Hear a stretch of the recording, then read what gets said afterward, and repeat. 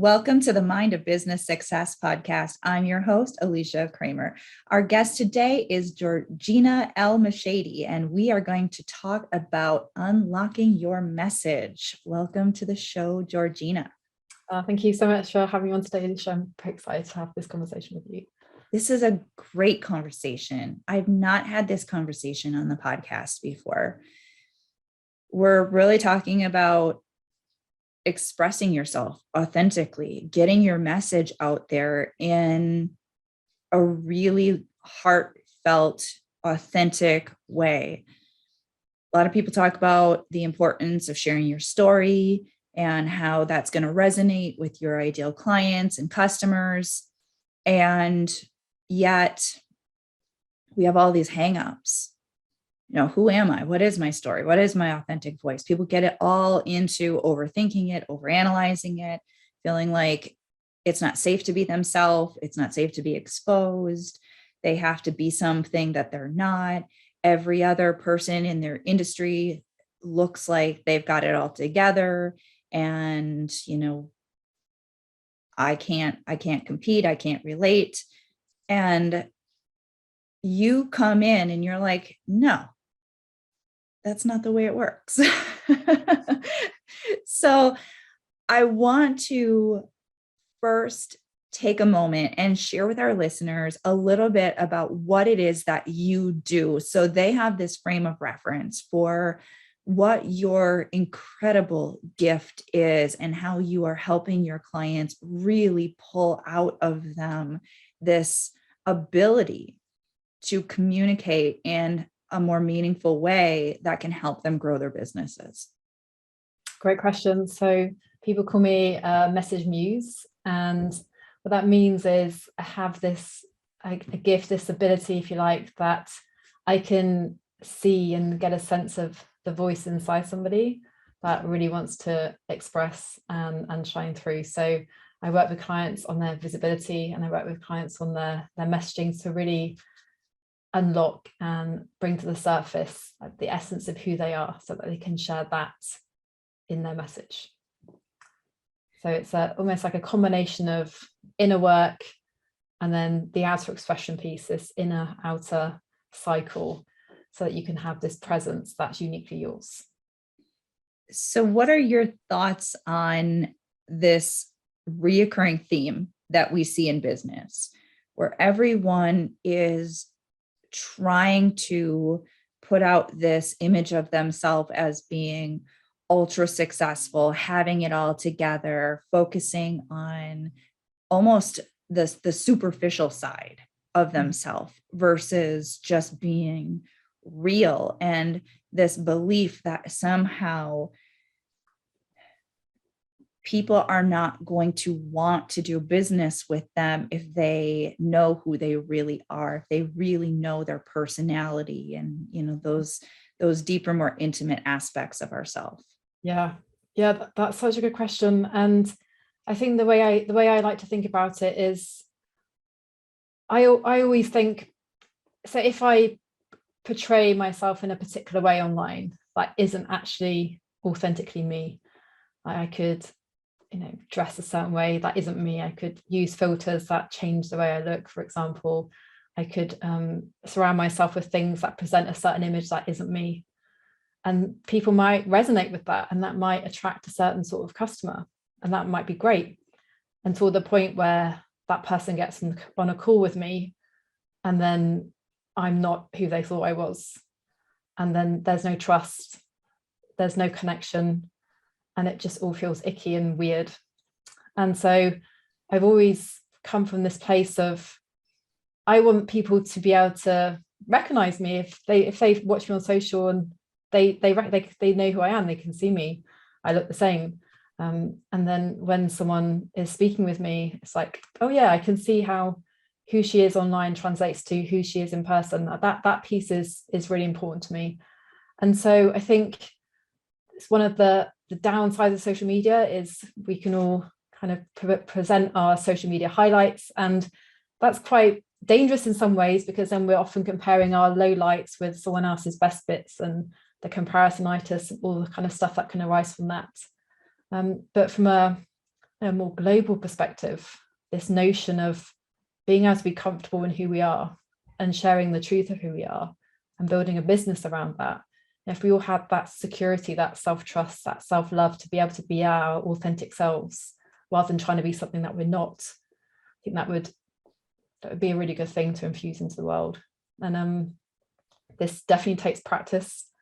Like my own kind of backstory comes from a place of not feeling accepted, not feeling enough, not feeling like people would want to work, would like me, for example.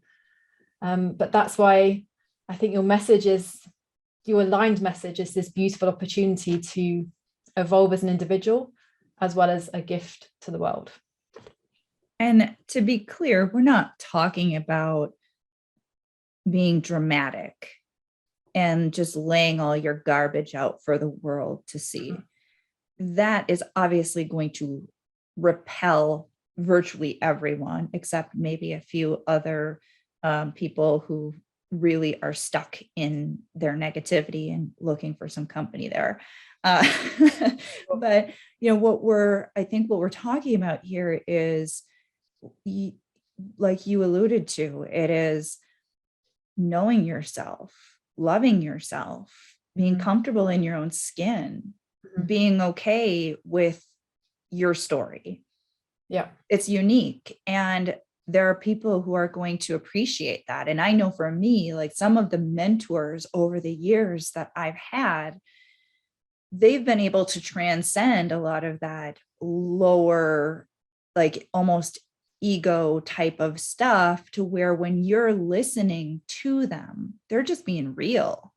And I think that's what we're all craving is, I can relate so much more to someone who is real than someone who is so overly polished that there's a disconnect. Yeah. Yeah, I think you're totally right. We are craving this connection. We're craving authenticity. And I think at a deep level, as humans, we just want to be seen and heard for who we really are. We want to be accepted for who we are. We want to feel safe to express the truth of who we are. And so that has to start with us. It has to start with us as an individual, choosing to own all of you, all of who you are, and then exploring how you can express and leverage that, the uniqueness that you have, how you can leverage that in your business. Let's talk a little bit more about that so we can make this really tangible for people. Mm-hmm.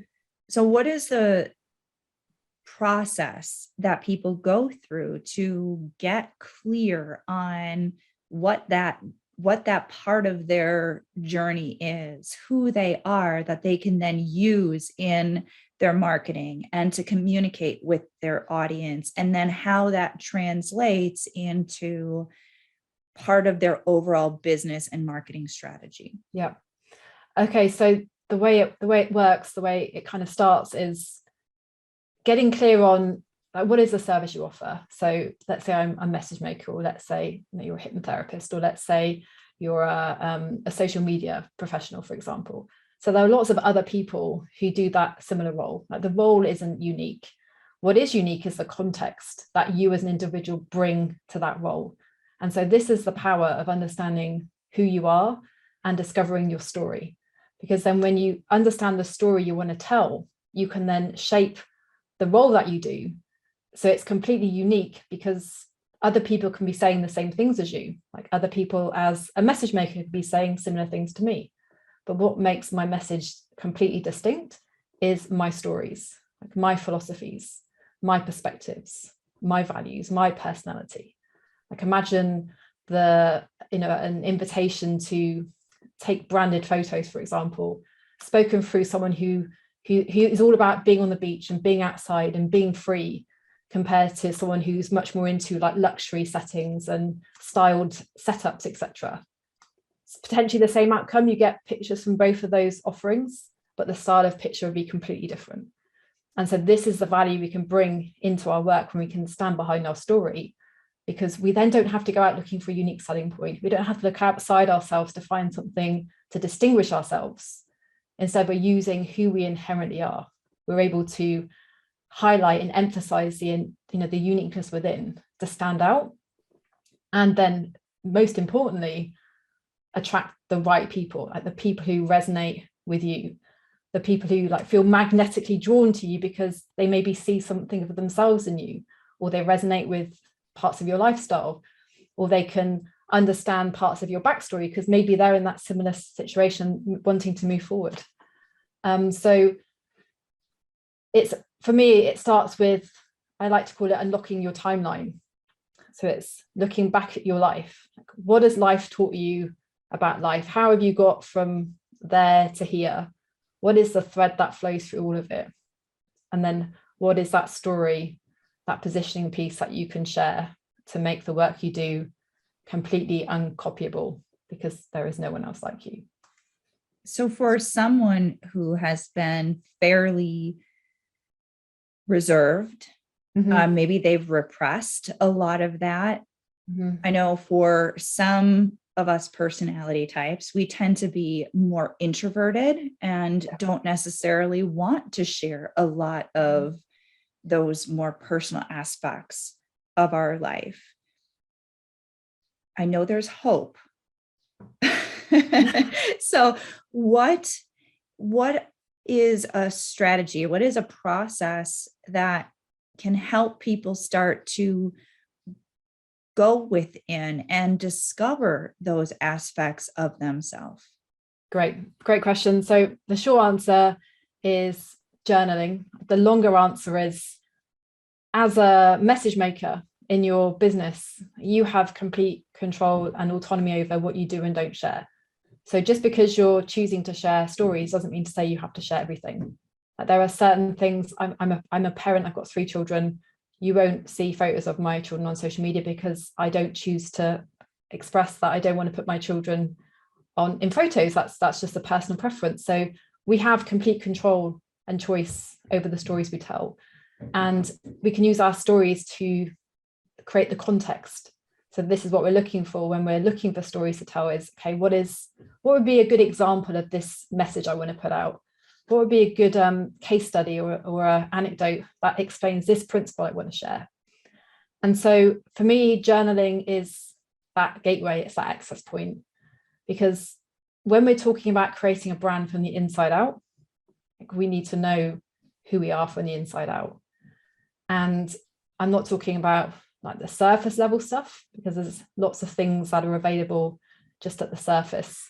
I'm talking about the discoveries you can make, the insights you can glean from going deeper, from really looking at the uncharted space within to discern what is yours to share. And so journaling forms like the bedrock of my work in many ways. Different aspects of journaling, different techniques. So things like answering questions for yourself is a great way to unlock new insights, because when you ask a question, your brain has to go and find the answer. It's almost compelled to find an answer. So questions are great for directing you into places you've not thought about before, and to find new examples. And then another really powerful practice is just a stream of consciousness writing, where you literally just write what's in your mind and see what happens beyond the point of resistance and what reveals itself on the other side of that. I love that. So these are very practical things that anyone can do. And I want to just highlight that sometimes when we're trying to do these things on our own, we hit a wall, because our mind doesn't have the context, right? Our mind doesn't know what types of questions to ask ourselves to start to get the answers that are really going to open up and unlock that gold mine of information that is available within us. Our story, our message, it's inside of us. Yeah. But if we haven't been able to access it on our own up to this point, sometimes it's beneficial to have someone like yourself who has the expertise to guide us through that process. It's no different than going to any other type of coach or trainer, someone who it's like a personal trainer, right? If you're not used to working out, you can't just buy yourself a set of free weights and expect that you're going to know exactly how to use them in the most efficient ways to sculpt the type of body that you want. You need guidance, you need expertise. And then, just like building those muscles, when we're doing any of that inner work, especially if you've not done that before, it's going to feel weird. There's going to be some internal resistance.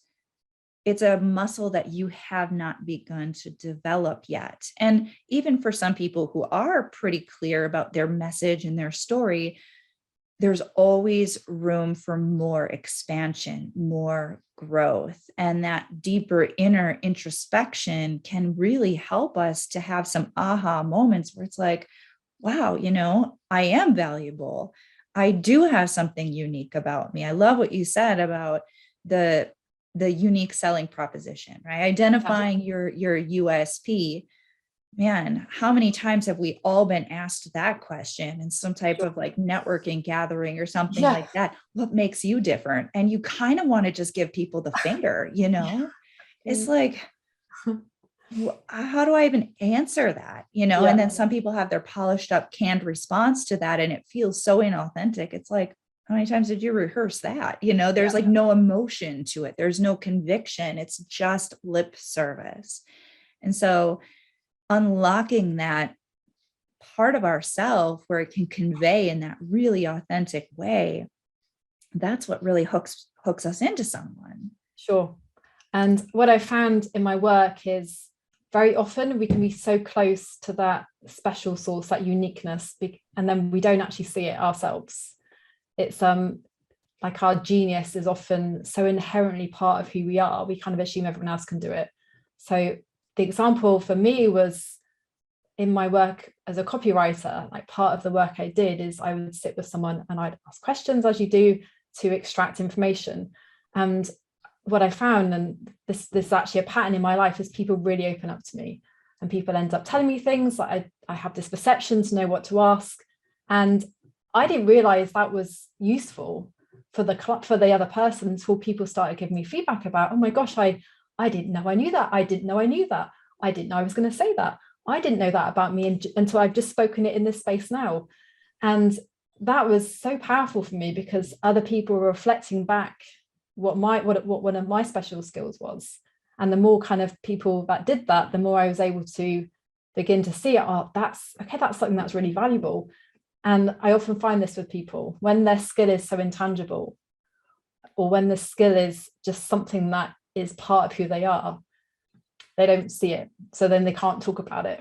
They don't value it. So it doesn't become part of the work that they can talk about. And it's the same with stories. Sometimes it takes someone else sometimes it takes someone else to then start to talk about that story and to reflect back what you've said, for you to realize that could be a good piece of content, or that could be a good thing to explore. So that's one of the benefits of working with someone, is that reflection piece. And then the journal is also something similar to that, because your journal can also become a mirror that reflects you back at you. So often I'll write things in my journal and then I'll read it back and be like, oh, that's pretty cool. Maybe I can turn that into something. And so cultivating that opportunity and creating space where you can really extract the things inside that you usually overlook can be super powerful. Awesome. I love that. Let's shift gears just a little bit. And I want to speak to you as the business owner. Mm-hmm. One of the things that I love to ask my guests is, what mindset obstacle, one of them, I'm sure, one of many, did you have to overcome in order to get to where you are today? That is such a good question. And what I found is, very often the thing that we need to overcome ourselves is often the thing that we can empower other people to do. So for me, one of the biggest mindset shifts I've had to make is this notion that, oh, people will like me. So I had this story which was in my mind for decades, and I track it back. It's related to, for example, like a bullying experience. being rejected, not being enough, that kind of thing. And so subconsciously that had a massive impact on how I showed up. So I was very introverted. I was very social if I was in a one-to-one situation, and I got really, really good at diverting the attention back to someone else. I didn't have to do the talking. And I realized that that trait, while it kept me safe, it was actually really holding me back as well. So I've done a lot of work on changing, I guess, my self-identity, like how I see myself, how I value myself, how I appreciate myself, like really transforming the story of people don't like me and making it into something completely different. And for sure, as that belief became unwired and I guess healed, I have changed the way I show up. It's transformed how I am in social situations.